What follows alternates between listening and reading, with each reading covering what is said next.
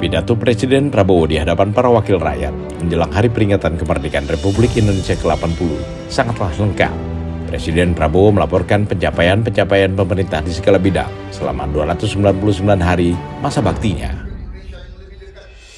Pelaksanaan program makan bergizi gratis, peluncuran kelembagaan koperasi desa dan kelurahan Merah Putih, penyelenggaraan sekolah rakyat untuk rakyat miskin dan miskin ekstrim, serta pemberantasan korupsi merupakan bagian-bagian penting yang dilaporkan Presiden kepada para anggota MPR, DPR, dan DPD di ruang sidang paripurna DPR RI Senayan, Jakarta.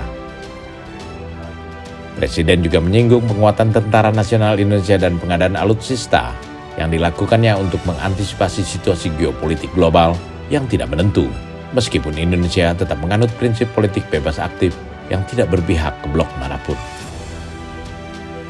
Keberhasilan pemerintah dalam melakukan negosiasi tarif impor dengan Amerika Serikat serta perjanjian kerjasama ekonomi komprehensif dengan Uni Eropa juga menjadi bagian laporan Presiden kepada para wakil rakyat, termasuk pula upaya memperjuangkan kepentingan Indonesia pada berbagai forum ekonomi multilateral seperti BRIC, G20, dan OECD. Namun tidak kalah penting dan menarik adalah dalam pidato pengantar RUU APBN dan Nota Keuangan 2026 itu, berkali-kali Presiden menyinggung soal kesejahteraan petani dan nelayan sebagai tulang punggung bangsa. Dalam kaitan ini pula lah, Presiden menguraikan keberhasilan pemerintah di bidang pertanian, mulai dari hasil panen yang melimpah di berbagai daerah, sehingga Indonesia mengalami surplus beras, sampai penyederhanaan distribusi pupuk langsung kepada para petani dengan harga terjangkau, dan pengadaan peralatan teknologi pertanian untuk digunakan para petani.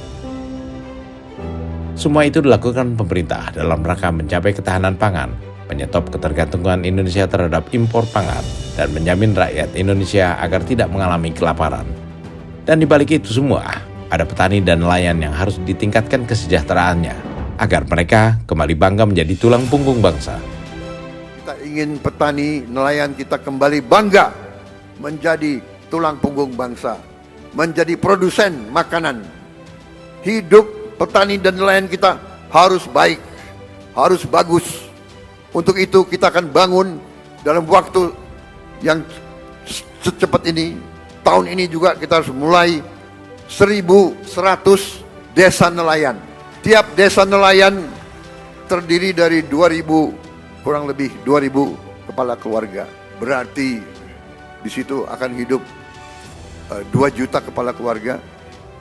Kalau satu kepala keluarga terdiri dari bapak, ibu, dan 3 anak, berarti 5 juta,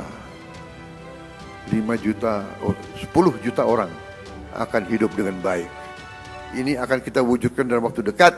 Mereka juga akan membayar kembali investasi kita. Jadi ini bukan BLT, ini bukan bagi-bagi uang. Kita pinjemin uang, mereka akan bayar cicil kembali kepada pemerintah. Jadi karena mereka akan menghasilkan nilai. Sebelumnya, Presiden Prabowo juga menjelaskan sejumlah upaya pemerintah dalam meningkatkan produksi pertanian, antara lain dengan mencetak jutaan hektar sawah baru di sejumlah daerah di Indonesia, memotong birokrasi penyaluran pupuk, dan meningkatkan harga gabah, agar para petani sebagai produsen pangan dapat menikmati keuntungan yang berarti. Meski demikian, Presiden sangat menyayangkan adanya pengusaha-pengusaha yang menghambat distribusi pangan untuk mencari keuntungan gila-gilaan di atas penderitaan rakyat kecil. Namun pemerintah yang dipimpinnya akan selalu mewaspadai kecurangan-kecurangan serta penipuan-penipuan dalam urusan pengadaan pangan, dan akan melakukan tindakan tegas terhadap mereka yang melanggar aturan dan mempersulit kehidupan rakyat. Hadirin sekalian, tidak ada negara yang kuat yang tidak mampu memproduksi pangannya sendiri. Oleh karena itu, pemerintah yang saya pimpin bekerja keras untuk memutus ketergantungan pada impor dengan membuka jutaan hektar sawah baru di Kalimantan Tengah, di Kalimantan Barat, di Sumatera, di Papua, dan beberapa daerah lain. Selain melakukan ekstensifikasi, kami juga melakukan intensifikasi. Kami mendorong produksi pangan di desa-desa. Kami memotong birokrasi penyaluran pupuk. Kita salurkan pupuk langsung dari pabrik ke petani-petani dan memberi bantuan alat pertanian kepada para petani kita. Kami juga tingkatkan harga beli gabah menjadi rupiah 6.500 per kilogram agar petani sebagai produsen menikmati keuntungan yang berarti. Hari ini kita surplus produksi beras. Stok cadangan beras nasional kita hari ini lebih dari 4 juta ton. Ini adalah tertinggi selama sejarah NKRI. Untuk pertama kali dalam puluhan tahun Indonesia bisa kembali mengekspor beras dan jagung. Saya perhatikan di mana-mana para petani tersenyum karena harga gabah stabil dan penghasilan mereka meningkat. Untuk melindungi konsumen Indonesia, pemerintah yang saya pimpin akan selalu mewaspadai kecurangan-kecurangan, manipulasi, penipuan, upaya penimbunan, dan menahan distribusi bahan pangan. Pemerintah yang saya pimpin tidak akan ragu-ragu. Kami akan selalu tegas pada mereka yang melanggar aturan. Mereka yang mempersulit kehidupan rakyat. Mereka yang cari keuntungan gila-gilaan di atas penderitaan orang kecil.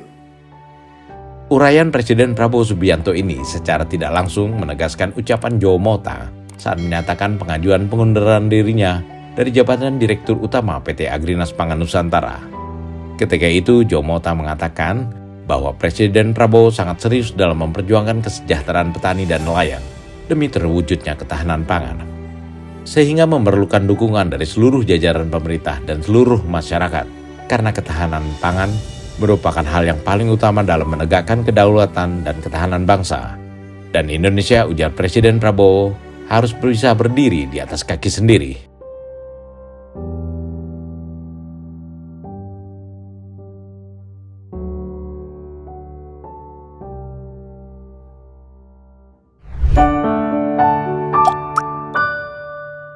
Men of our time.